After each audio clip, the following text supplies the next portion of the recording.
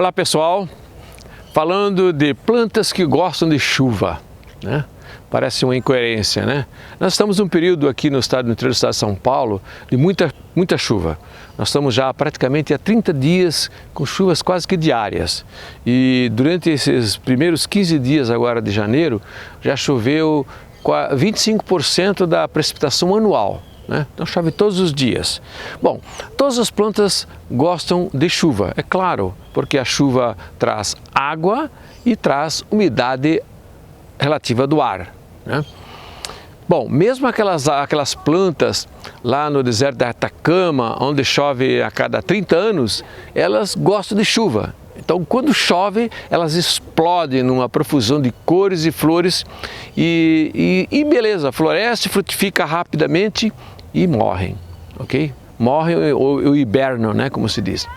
E, lógico, a quantidade de chuva é grande, mas assim, num período muito curto. Então eu sempre falo assim, as plantas que gostam de chuva, todas gostam, mas aí precisa distinguir aquelas que gostam de chuva, não em quantidade, mas por um período, por um espaço de tempo longo, né? Então nós temos duas situações típicas aqui no Brasil, que é as plantas da floresta úmida, isto é, da Mata Atlântica e da Floresta Amazônica, que são florestas úmidas. Todas as outras, exceção de algumas áreas, em áreas montanhosas, são regiões, não são de floresta úmida, são do Cerrado, da Caatinga, mas gostam de chuva, ok? Bom, aqui na região do Cerrado, como nós estamos aqui no interior de São Paulo, a precipitação média anual é cerca de entre 1.100, 1.150 a 1.350 milímetros por ano. Isso aí não muda, isso é muito constante para cada região do Brasil, ok?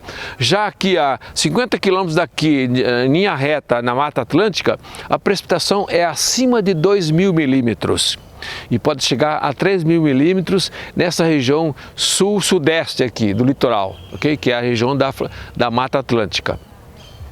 A região amazônica, mesma coisa, pode chegar um pouquinho mais, mas sempre no máximo 4.000 milímetros, né?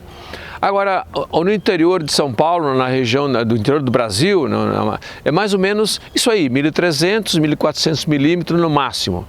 Já os extremos estão na região da Caatinga, onde a precipitação pode variar de 250 milímetros por ano, como no Raso da Catarina, no norte da Bahia, até 1.000 milímetros, 900 milímetros, que é na Caatinga, de modo geral, do nordeste do Brasil.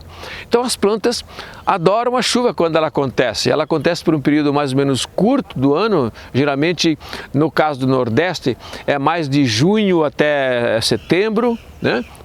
Corre toda a chuva naquele período e as plantas aproveitam o que pode dessa umidade, dessa água que a chuva proporciona, além da umidade relativa do ar, que é muito importante para a sobrevivência das espécies. As plantas não vivem somente de água do solo, mas elas precisam ter umidade relativa do ar, que é parte disso. É lógico, quando você tem chuvas constantes, você tem umidade relativa do ar alta. Aliás, quando está chovendo, a umidade relativa do ar é 100%, né? E existe no mundo, as regiões mais úmidas do mundo estão na costa do Pacífico da Colômbia, que chega a 11.000 milímetros de chuva por ano, que praticamente chove todos os dias do ano, mas tem plantas que crescem e se adaptam bem lá. Então vamos analisar a situação aqui do Jardim Botânico Plantaro, que é uma coleção de plantas de todos os ambientes e habitats do Brasil. Então tem plantas aqui da Caatinga, do Cerrado, da Mata Atlântica. É lógico que as plantas da floresta úmida, aqui da Mata Atlântica, da Amazônia, elas adoram esse período de 30 dias de chuva constante aqui na região, né? Sem problema nenhum. O problema são aquelas plantas que são aqui do Cerrado, né? Desculpe, que são do Cerrado, que realmente do Cerrado, que não aguentaria um período tão longo de chuva assim. Ela sente muito, né? Principalmente as herbáceas. E aí começam a apodrecer, começam a aparecer algumas doenças. Lógico que aqui nós tomamos se precavemos contra esse problema. Então, onde nós cultivamos as plantas de regiões mais secas, desérticas, estufas e da caatinga, do cerrado, em ambientes super drenável. Então nós temos como nós criamos esse ambiente, isso sem falar, falando de fora das estufas, é claro, porque nas estufas você controla, né? Mas aqui fora, na área aberta, nós cultivamos em ambientes criados especialmente para isso, que são, a base é um monte de entulho de construção, preparado com substratos, aí pode chover 3 meses seguidos que não vai matar nenhuma dessas plantas que não estão habituadas com tanta umidade. Então, essas plantas todas estão em cima desses montes de entulho, díquias, bromélias, cactos, estão tudo lá e sem problema nenhum, né? Lógico que as plantas da floresta úmida, elas estão dando risada, né, com toda essa chuva que não é comum aqui nessa região. Ok? E inclusive durante a maior parte do ano nós temos que irrigar, molhar o tempo todo para elas sobreviverem aqui nessa condição, né? Porque o jardim botânico tem que ter plantas de todos os ambientes, de todos os habitats, tá?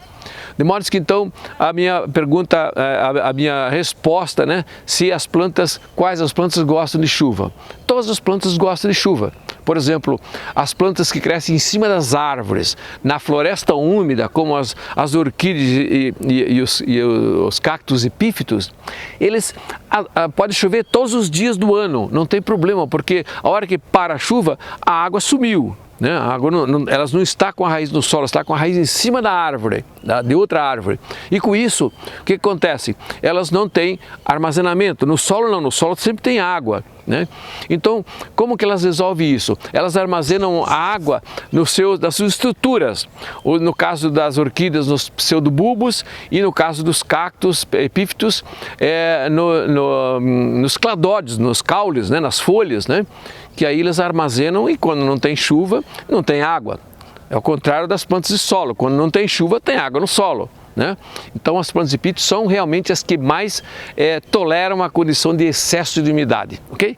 Então, portanto, gente, todas as plantas gostam de chuva, porque a chuva traz água para as suas raízes e traz umidade relativa do ar alta para que elas tenham uma melhor condição. Valeu, gente! Até a próxima!